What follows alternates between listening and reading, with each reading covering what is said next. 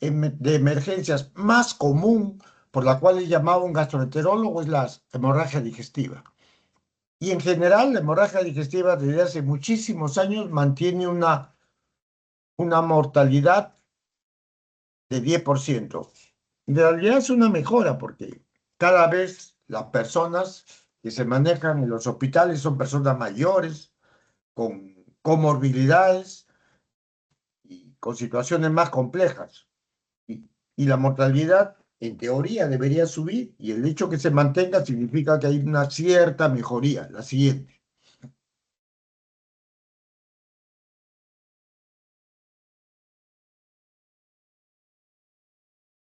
La mayoría de las hemorragias son por lejos, 4-1 son altas y la mayoría son de varones y de adulto mayor, de adulto mayor. Inclusive algunos son extremadamente mayores, más de 80. Actualmente se pueden encontrar fácilmente pacientes de esas edades. La siguiente, por favor. Entonces, la hemorragia alta se suele manifestar por hematemesis, por melena, y se entiende por alta la que está en esófago, estómago, duodeno. El duodeno termina en el ángulo de Treitz, que es la unión de la cuarta porción del duodeno con el yeyuno, el ligamento de Treitz. Entonces, todo lo proximal es alto, todo lo distal es bajo. En algunos casos, 10, 12, 13% puede incluso haber hematoquesia. O sea, parece un sangrado bajo. Y eso es debido a que el sangrado puede ser muy agudo, por ejemplo, en una úlcera renal, y en esos casos el paciente va a tener compromiso hemodinámico, shock, etc.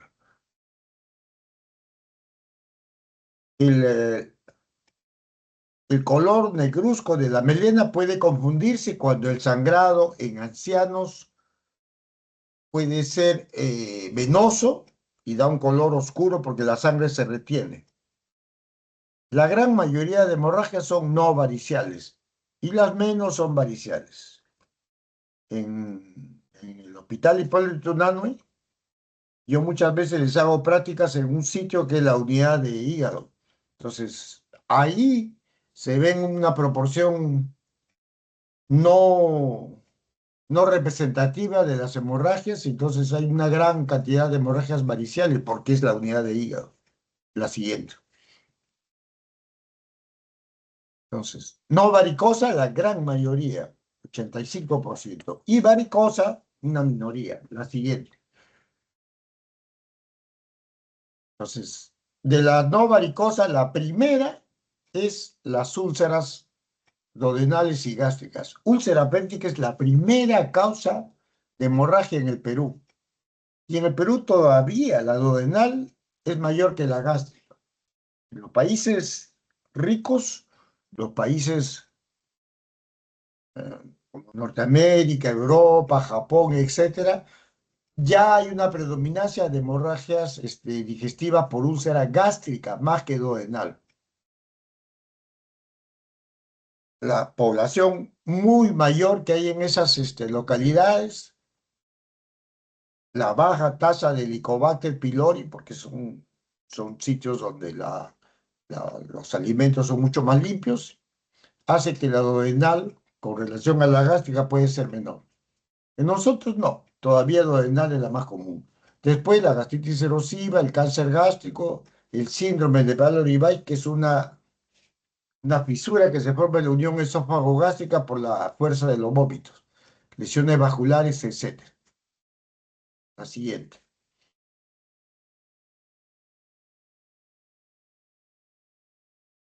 Entonces, la no varicial, por lejos en nosotros, es la úlcera péptica, en nosotros duodenal más que gástrica.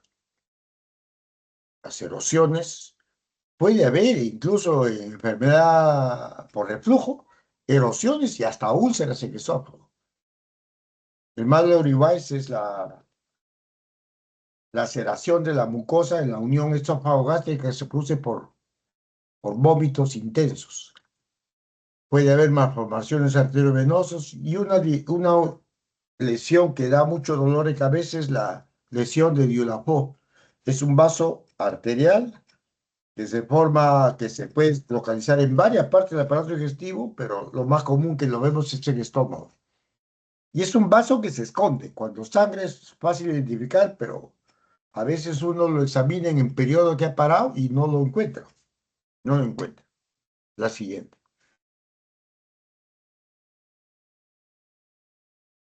Ese ya lo pusimos, señorita.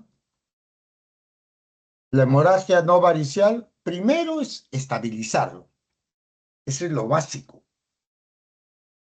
Antes de que pensar en el diagnóstico, en endoscopía, lo primero es estabilización. Su presión, su pulso, las constantes vitales tienen que estar estables. Si está el paciente en compromiso accesorio, debe ser intubado, porque hay aspiración, que pues, se puede perder el paciente por evasión. Y la transfusión es restrictiva. El umbral es 7. 7. Por encima no requiere transfusión, solamente reanimarlo con líquidos, con solución salina o lactato rígido si es que se dispone.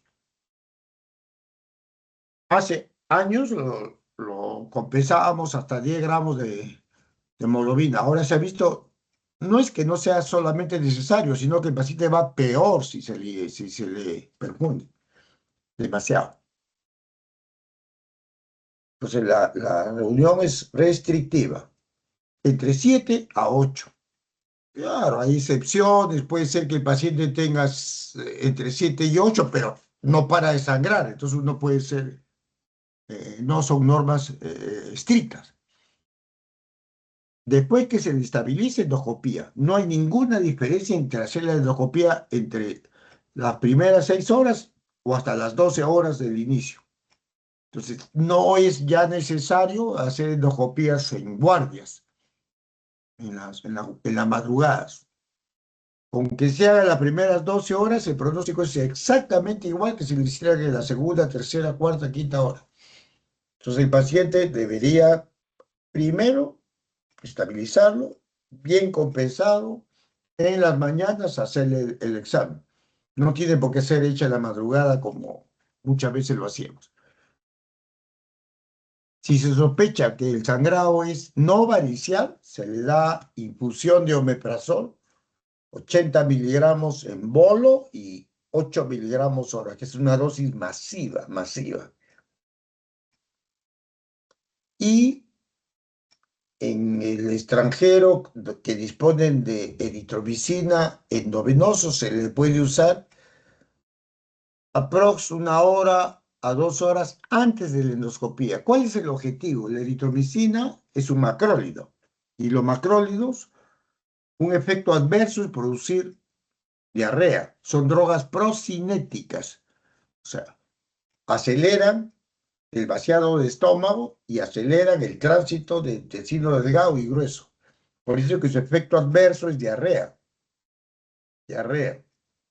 Y esto se debe a que es un análogo del péptido endógeno que es la motilina. Entonces, actualmente no tenemos en Perú eritromicina inyectable.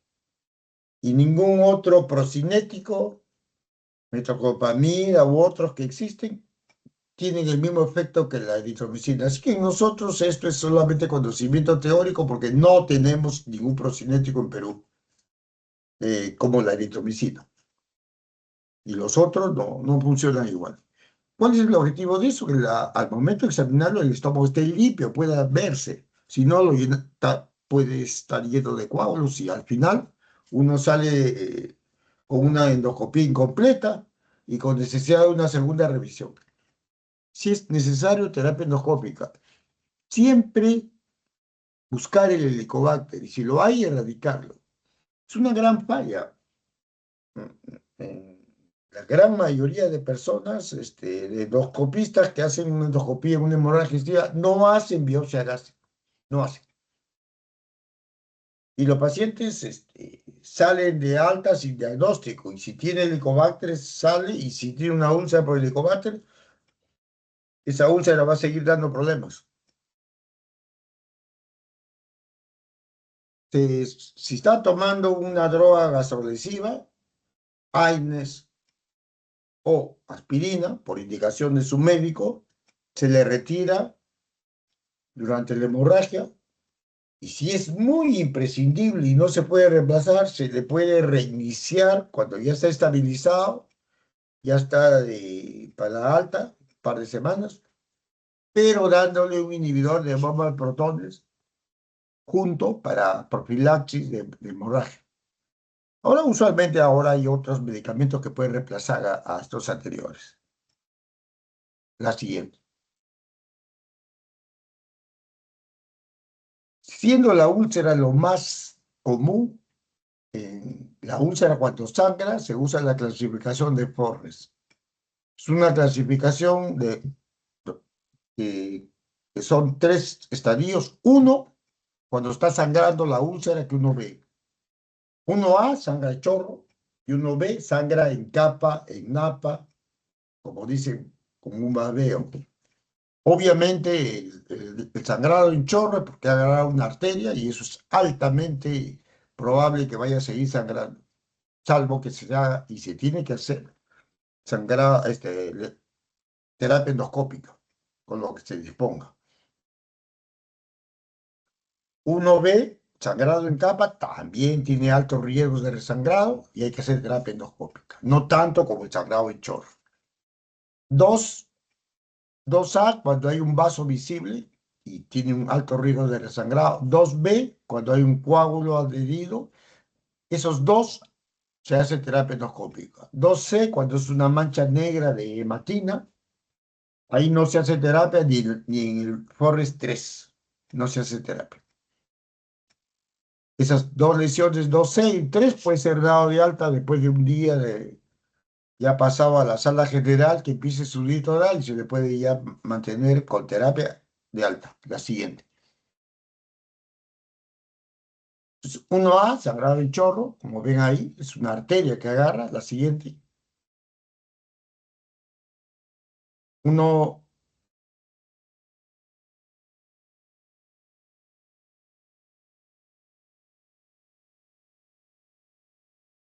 no sé qué pasa, que acusaba. Ya, la hemorragia varicial, sí, ese es lo anterior.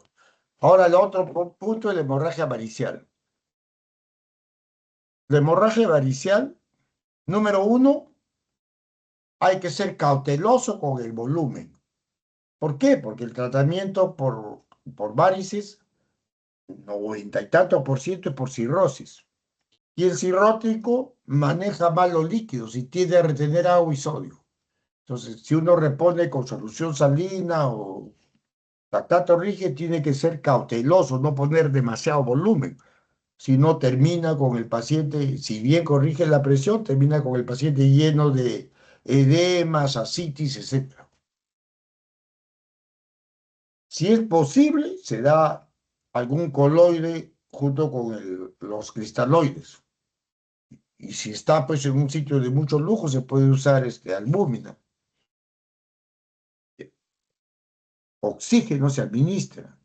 Si está encefalopático, compromiso sensorio, se le intuba.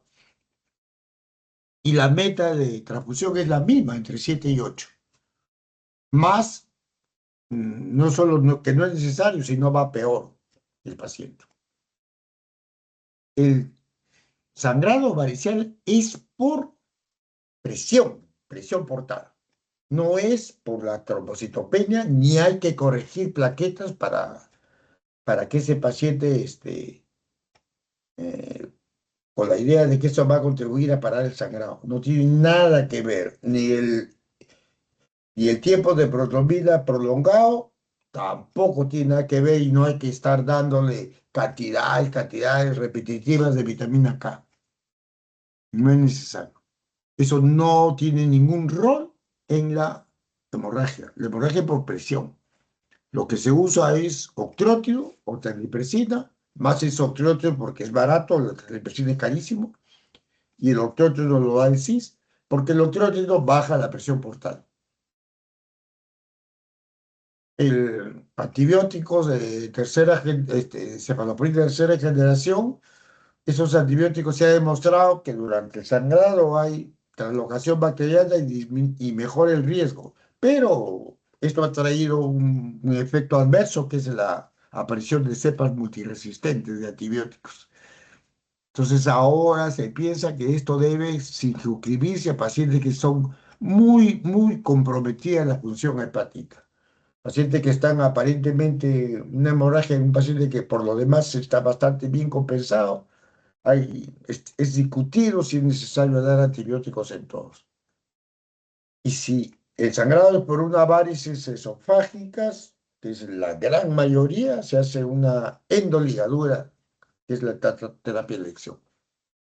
Si la hemorragia es gástrica, se hace inyección de un adhesivo que se llama el cianocrilato. Cianocrilato, la siguiente.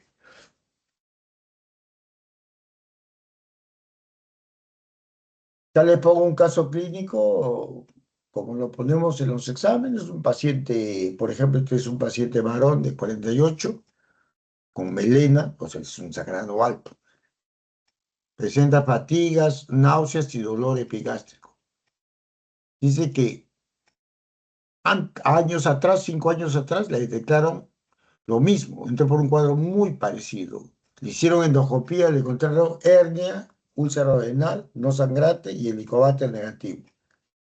Toma alcohol 3 veces a la semana, unos 1.200 miligramos por día de cerveza, y ya no fuma cuando le hicieron el diagnóstico. Entonces, cuando un paciente ingresa con un diagnóstico bien hecho, por ejemplo, historia que le han hecho una endoscopía hasta un hospital, 90% del diagnóstico que van a poner ustedes va a ser el mismo. No se van a equivocar. Es raro que sea otro diagnóstico.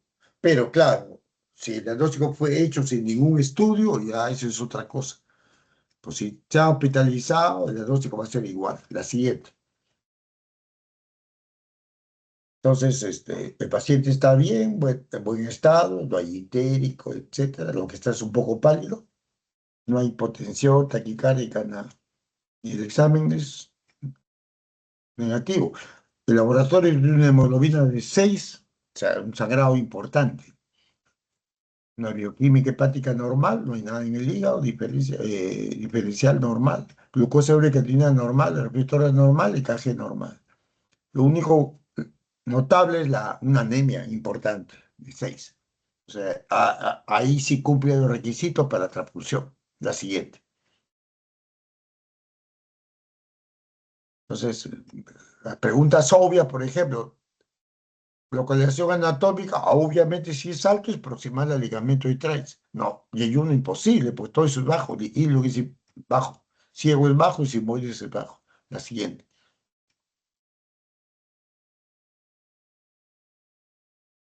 Antes de la endoscopía, ¿qué sería indicado? Bueno, si tuviéramos, teóricamente se puede administrar eritromicina, pero no lo tenemos en el Perú. Somatostatina, ceftriaxona, no, porque no es varicial. Y zona nasogástrica de aspiración, no, no, eso ya nos indica. Si tuviera omeprazol sería la respuesta también, pero no la ha puesto. Entonces ahí sería eritromicina, pero no está disponible así fácilmente, pero es la respuesta teórica, sí, eritromicina, la B, la siguiente.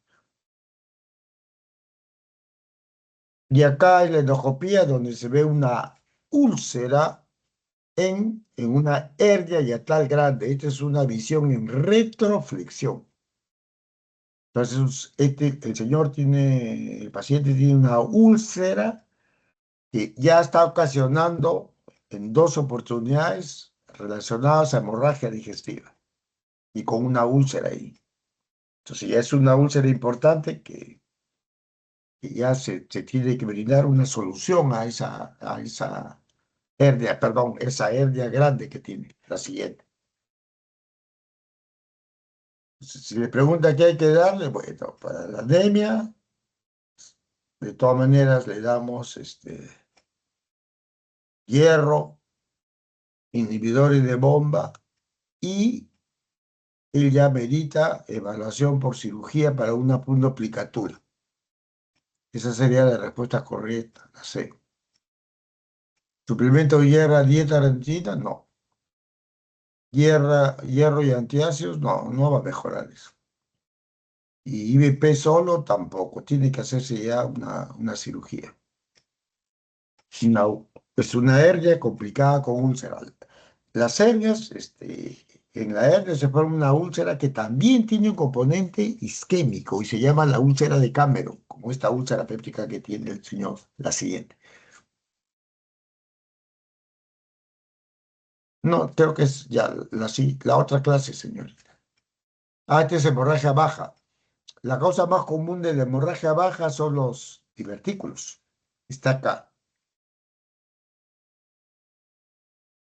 Se observa la hemorragia baja más en ancianos y se manifiesta con hematoquesia o a veces simula melena porque el sangrado es lento y es del colon derecho y como de ahí sangra la sangre venosa, se pone oscuro y es difícil de distinguir. Ver si consume AINES, los divertículos también pueden sangrar por AINES, anticoagulantes, etcétera. Siempre hacer un tacto rectal para ver si se puede, cómo es la deposición. Y siempre lo primero, compensación hemodinámica. Si hay dudas, porque la sangre no está seguro uno si es alta, se puede hacer una hemorragia alta, una endoscopia alta, ya que número uno es más común que la baja. Y número dos, si hay una duda razonable, se hace. Si no, si no hay duda, el tratamiento es con colonoscopía. Y en la colonoscopía se puede hacer terapéutica.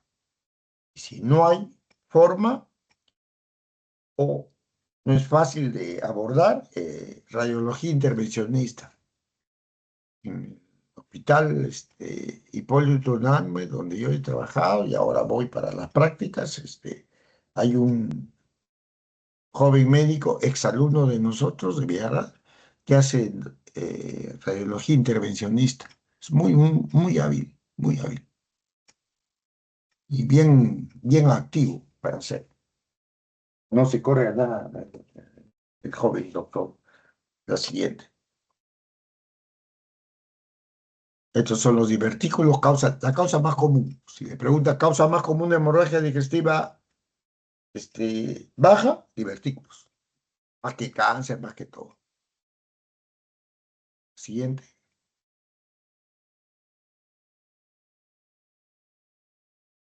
Ah, el otro problema de emergencia son los cólicos vesiculares. Cada vez más, ya me han escuchado repetidas veces que cada vez más la litiasis biliar aumenta. Se debe a la población y el estilo de vida que lleva, como es comida de chatarra, aumentos de peso y una vida sedentaria, falta de ejercicios, etc. Y eso ha hecho que aumente los cálculos a la vesícula. Por suerte, en nuestro Perú, la mayoría de cálculos son asintomáticos. Más o menos en el Perú, un 14-15% de los adultos tienen cáncer, pero más del 90% de estos nunca han tenido dolor. Y si nunca han tenido dolor, se llaman asintomáticos. El único síntoma que va es dolor postprandial por alguna comida grasosa, etcétera, etcétera. Entonces, eso no es operable, puede esperar. Los sintomáticos pueden dar cólico vesicular, colecistitis, que ya es un cuadro que dura más de un día, con fiebre, ictericia, con defensa abdominal, con Murphy, o coleocolitiasis, o colangitis, o inclusive pancreatitis. A partir del cólico vesicular, todos deberían ir a cirugía laparoscópica, que es la elección. La siguiente, no, eso ya lo pasamos. Ya ni sobre, no sé qué pasó. Esa es la patogénesis del cálculo. El cólico se produce cuando el cálculo obstruye la salida. Es un cuadro doloroso por obstrucción, como cólico renal, igualito. La siguiente.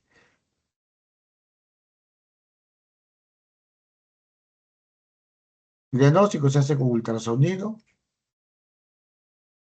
y el ultrasonido es excelente para ver la vesícula y los problemas vesiculares. No lo es tan bueno para ver cuando el problema está en las vías biliares principales, el colédoco, etc. Ahí, cuando hay duda, y más de la mitad de los casos no puede precisarse la causa, uno puede a lo más decir hay dilatación de la vía biliar, o sea, debe haber algo de ello, pero no se puede precisar la causa en la mayoría de casos. Ahí, colangioresonancia es de elección. Ultrasonido endoscópico lo ponen igual, pero igual de diagnóstico, pero es un procedimiento invasivo. El paciente tiene que estar bajo anestesia y es un endoscopio gruesazo que lo ponen bajo anestesia. El endoscopio tiene un transductor de ultrasonido en la punta. Entonces es un examen sumamente invasivo.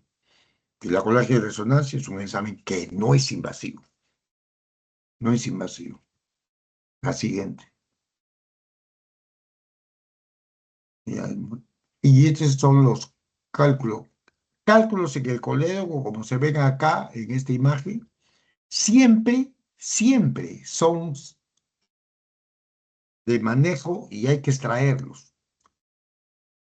Puede ser con una CEPRE o puede ser con cirugía, dependiendo del caso, pero así no tengan muchos síntomas, siempre el cálculo de la vía biliar se trata. No es como el cálculo de la vesícula que se pueden dejar. Los cálculos siempre se trata. La siguiente. Entonces, siempre hay lo mejor es la colecistectomía laparoscópica. Los intentos hace décadas de disolución de los cálculos no han llegado a nada. Más bien la cirugía se ha hecho más rápida, menos invasiva y mucho más simple. O sea, la cirugía le ganó a la parte médica. En la coledocolitiasis, si primero hay coledocolitiasis, se saca una CEPRE y luego se le saca la vesícula. La siguiente. Colanquitis, cualquier problema obstructivo de la vía biliar, mayormente problemas benignos, que acompañan de colangitis. Fiebre, dolor abdominal, ictericia y en casos muy severos ya hay sepsis y se presenta hipotensión y estado mental alterado. Se trata con tratamiento para gram negativos y se le puede dar en algunos casos para anaerobios. Los gérmenes más comunes que se encuentran en la colangitis, tanto en la literatura como en tesis en el Perú, es Escherichia coli número 1, número 2, Klebsiella pneumoniae y número 3, Streptococo grupo D. La siguiente.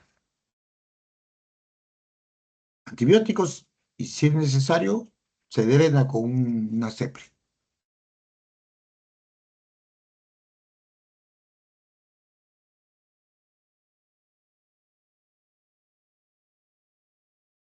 Creo que es todo, ¿no, señorita? ¿Ya pasaría usted el de pancreatitis, por favor? Claro, drenaje y antibióticos. Para gram negativos, y en las guías también pone paneromios, pero siempre para gram negativos. La segunda de pancreatitis, señorita.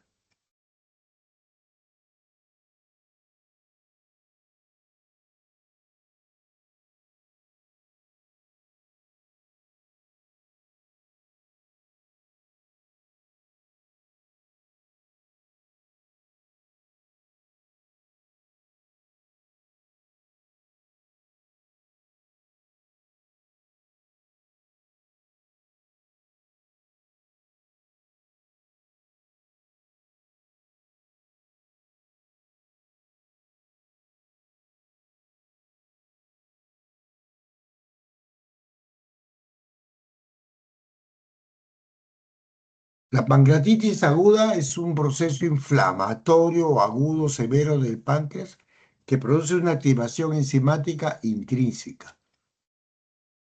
80% de veces es benigna y va a haber edema o infiltrado intersticial y el curso es leve y limitado. Y solamente una mínima capacidad es severa y puede llevar a alta mortalidad. Se acompaña de necrosis y de colecciones intra o extrapancreáticas. La siguiente.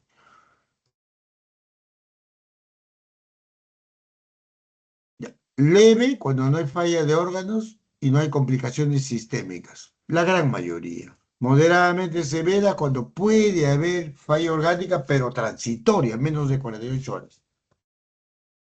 Y puede haber colecciones líquidas o necróticas. Severa cuando hay falla persistente. ¿Qué quiere decir persistente? Que dura más de 2 días la falla orgánica. Y eso tiene que ser manejado obligatoriamente, y así debiera ser siempre que sea posible, en UCI, en cuidados terapia intensiva. Puede haber falla de uno de los órganos o a veces falla multiorgánica. Y aquí, en este grupo, es donde se observa la mayor mortalidad de la pancreatitis. En nuestro medio, la teología más común es biliar. Alcohólica hay, pero es poco común, poco común. La siguiente.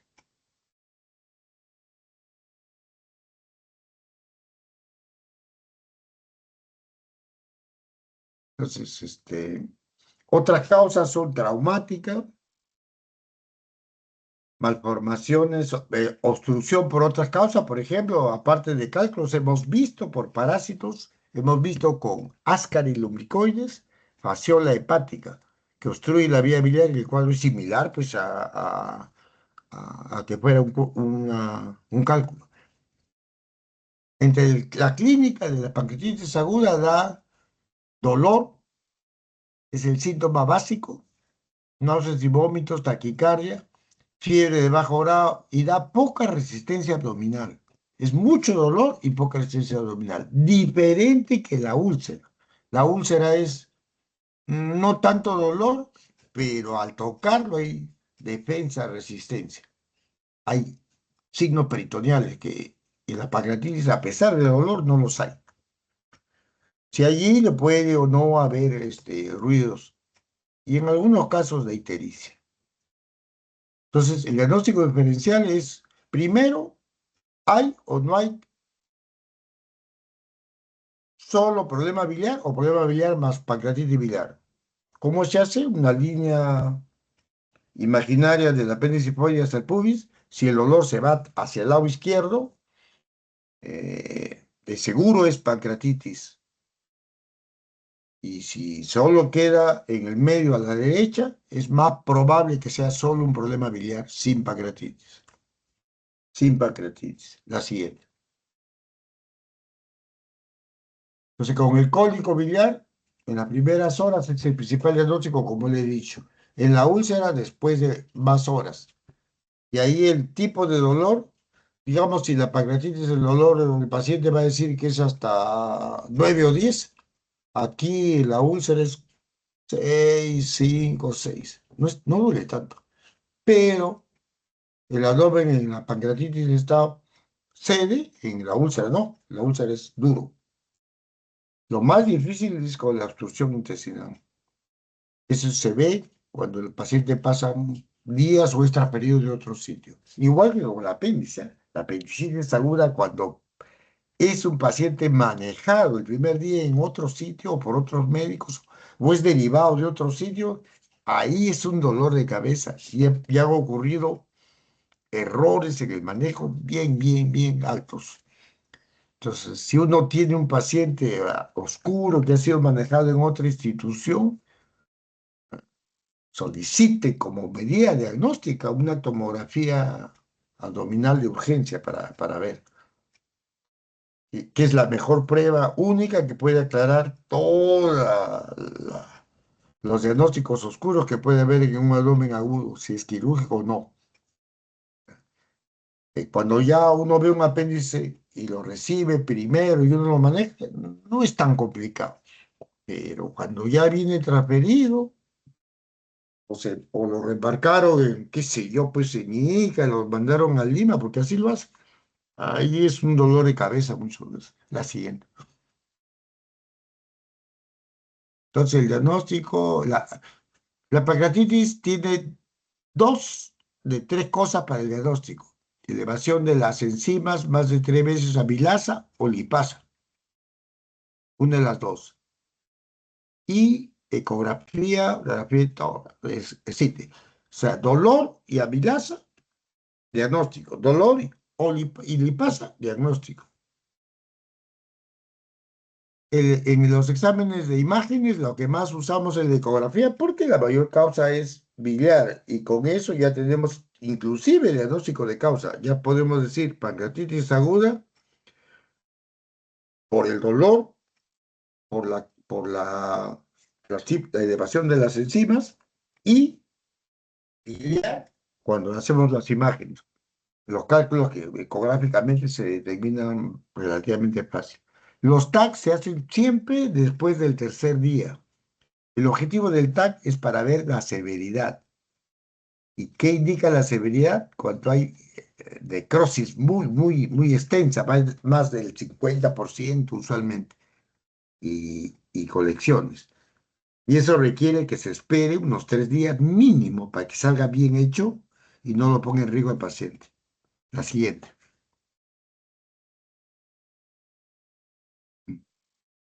¿Alguna pregunta, alguna cosa? Estudien jovencitos. El doctor, alguna de sus profesoras, escrito el doctor Pérez, que ustedes tienen, dice, banco de todos los exámenes anteriores. Y, y el doctor Pérez, preocupado, nos ha pedido preguntas nuevas a todos. Así que, por favor, prepárense bien. La amilasa y la lipasa, ninguna de las dos es enteramente específica. Hay muchas condiciones que esto. Todos los análisis son auxiliares y se hacen en un contexto clínico. Es muy útil, sí, claro, siempre y cuando tenga un contexto clínico. Si usted encuentra una amilasa alta en un paciente que no tiene nada de dolor abdominal, nada, no, la interpretación tiene que ser pues, diferente, no, no es así.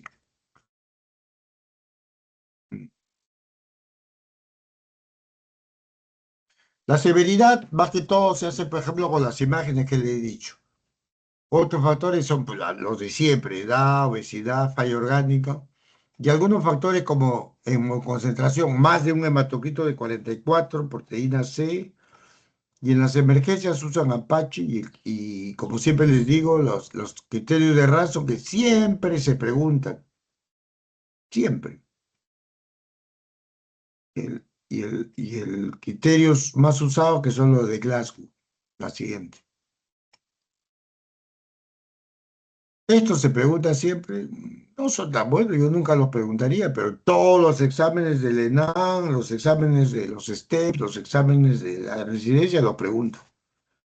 Y en todo cierto es un misterio, ¿por qué siempre se preguntan estos criterios en los exámenes? No sé, pero se preguntan. No son tan buenos como para que se pregunten tanto. La siguiente. Y esto mide la mortalidad. A más factores, por supuesto que la mortalidad aumenta. La siguiente. Y la necrosis y el aumento del páncreas. Entonces, el páncreas, aumentado de tamaño, un puntaje, cuando hay colecciones, aumenta, y cuando cada vez que más la necrosis, aumenta. Entonces, las formas severas tienen 50 o más de necrosis, de hecho. Y por supuesto, el puntaje va a ser bien alto, porque mide la necrosis. La siguiente, señorita. Cada vez cuando hay más, mayor a más mortalidad. La siguiente. Lo que les digo, la necrosis se demora en aparecer. Por lo tanto, si uno lo hace temprano, podría ser la única justificación es que no se sepa el diagnóstico.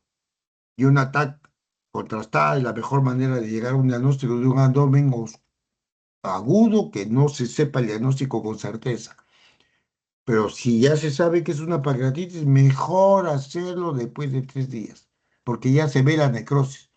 Si lo hacen antes, se subestima la necrosis. Ustedes van a pensar que es menos porque todavía no termina en producirse. La siguiente. Ni la pancreatitis leve, que son las que vemos nosotros, manejo en sala, da por vía oral, no se le da antibióticos, no requiere un ataque contrastada, alimentación oral rápida, analgésicos, hay que dar analgésico para salerlo. Se puede usar un periférico y si ya no pasa con periférico, se le asocia un opiáceo débil como el tramadol. El tramadol. En nuestro medio, los opiáceos fuertes son muy difíciles de obtener. Es una paradoja, tenemos una dificultad tremenda para conseguir un medicamento tipo opiáceo para medicina, pero somos el segundo país en el mundo en producción de cocaína después de Colombia. La siguiente. Y siempre operarlo antes que se vaya 2 semanas. En la severa no lo vemos, manejo en UCI. Y uno debe ponerle interconsulta. Acostúmbrese en manejar, actuar ustedes a la defensiva.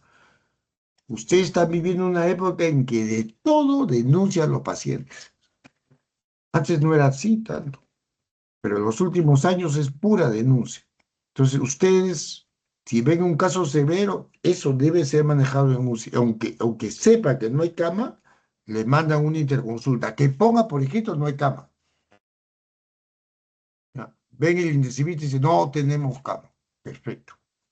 Pero eso a ustedes los va a cubrir de demandas. No se imagina la cantidad de demandas de los médicos. Varios de sus profesores han estado sometidos a juicios, varios. Entonces, hay que actuar siempre a la defensiva. Lo único que hace la gente es negligencia médica, es lo primero que aprende. Y siempre nutrición enteral. Pécrez solo si hay colangitis o está itérico. Y drenaje solo por la necrosis está infectada y hay que esperar. El drenaje puede hacerse ya no con cirugía, sino por radiología intervencionista o endoscopía. Ya no se puede por cirugía. La siguiente. Esto es una radiografía, un TAC contrastado. Entonces, ¿qué demuestra esto? Un PAC ha crecido, pero toma el contraste. No hay zonas negras. ¿Por qué? Porque no está necrótico, no está sin vasos sanguíneos. Se sabe que es el páncreas acá porque está encima de este riñón. Es su sitio típico, la siguiente.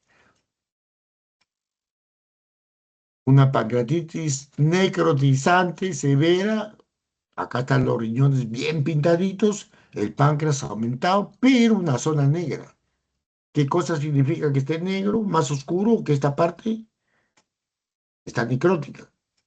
Y es más oscura porque no tiene vasos sanguíneos, porque es tejido muerto. Entonces, esta es una forma severa. Y de hecho se ve pues, que más de la mitad del páncreas está necrótico. La siguiente. Creo que eso Esta es es la todo, ¿no sé. última, doctor. Ya. Muy amables jóvenes, una estudiadita de su pregunta. No se confíen en las que tienen, porque, bueno, a todos nos está pidiendo nuevas. Sí, se ha preocupado el doctor Pérez. ¿Mm? Gracias, jovencitos. Que todo les vaya bien. Muy amables. Gracias, doctor.